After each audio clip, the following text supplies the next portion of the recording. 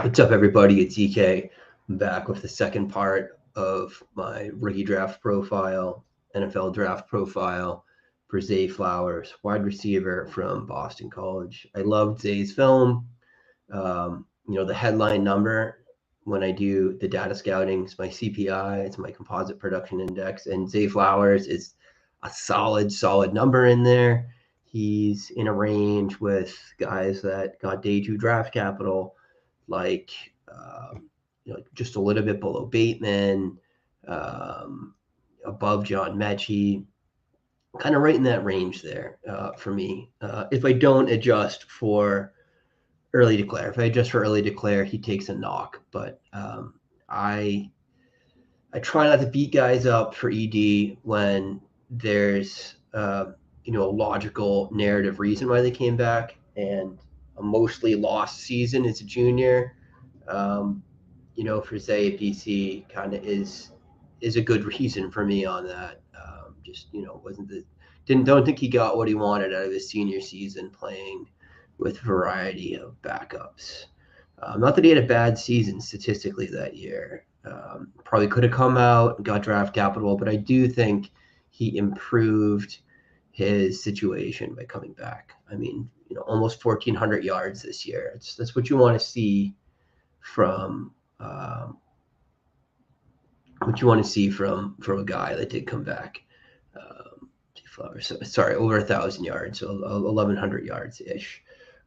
So hop right in. So he's a senior, right? Obviously not ideal. BC, ACC school, okay competition. Definitely some weaker teams he played, but some decent squads as well. 5'9", 182.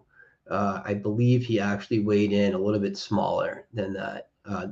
Measured a little bit smaller than the 5'9" at the All-Star games. So that's something to be aware of. The track record for guys that are 5'8" is poor. I don't read too much into height, but that's kind of there's not a guy that's been 5'8" that's done it. There's plenty of guys that are 5'9". Are we splitting hairs by an inch? Yeah, but we're looking at data. So, let the numbers be the numbers. You can't tell them what to say. Career production is excellent. 200 receptions, 3,056 yards, 29 TDs. Those are great numbers. Those are, well over my benchmarks, I believe, for all of these. At least, yeah, over, and over. So that's great. The best season stats, pretty decent, not mind-blowing, but 78 receptions, 1,077 yards, and 12 touchdowns. It's, again, it's like tracking with, my benchmarks. A little under on the receiving yards, best season, often a little bit higher than that. And best season touchdowns, often a little bit higher than that too. But, I think you do have to take context into consideration of these things. Who's throwing him the ball? It wasn't great. His market share numbers are quite nice. 47% dominator is fantastic. I don't care about dominator that much, but it describes a role. This is a guy through whom an offense ran, and that is worth looking at. And that crushes the benchmark I'm looking for. It's his best season, but the benchmark's like 32%. So, he smashes that. 36% receiving yards market share is phenomenal. Smashes the benchmark. 30% receptions market share smashes the benchmark. 2.5 receiving yards per team pass attempt. Go ahead and say that also smashes the number. No, it doesn't. I'm looking at 3, but it's a good number for sure. Efficiency, a 13.3 ADOT is neither exceedingly high nor low, but it's on the higher side. If I want to say, look at me, yeah, a little bit above the average. So shows a downfield role, but not as high as a guy like Quentin Johnston, who's got a 16.38 on, or Jamison Williams with 15.4. But this is fine. This tells me the guy has a downfield role, but he can also do other things, right? Play in the intermediate area of the field. And he got work on drags, things like that, where they're just getting him the ball in the short area of the field. 15.3 yards per reception. It's a good number. It's not world beating. Guys like Chase, Smith, Waddle are all a little bit higher than that. But, he's right there with Garrett Wilson, right there with Olave. Versatile guys that, are dominant players in the NFL. 1.06 scrimmage yards per team pass attempt. That's not the adjusted figure. That is the unadjusted number. Again, I'm looking at that more as a matter of, role and offensive balance.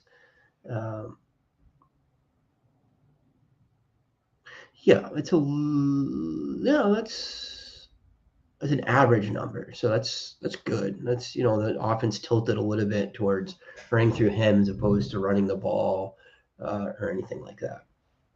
2.12 yards per route run. Do like yards per route run. It doesn't go in the model, but I do find it really descriptive. Let's go in my model now. It's a little bit lower than my average stud, but he was a volume guy. I think a little bit that's to be expected on a terrible, terrible offense. 0.63 EPA per play. It's just the general number. And again, that's hair lobe, not much. It's hugging the threshold. So, look at it like 0.88 if I'm, my 21 to 23 guys that were successful. Olave, Jefferson, a little bit higher than that, but he doesn't have to be Justin Jefferson to be a good wide receiver, right? Elusive numbers. I care about these a little bit for wide receivers. 14 first downs, a little bit lower. 15 missed forced tackles. That's spot on. It's right there with my benchmark. 6.8 yak per reception. Again, that's a good number. That's a little bit over my benchmark. That's more than Jamar Chase had, more than Olave, about the same as Jefferson. So those are good numbers. 7 contested catches, a little bit lower than the benchmark, but that's to be expected when I'm benchmarking off of, Chase and Drake London, right? Well, not London, but Chase and Smith. Anyways, so altogether, what's it all mean? I mean, this is a super rock solid data profile.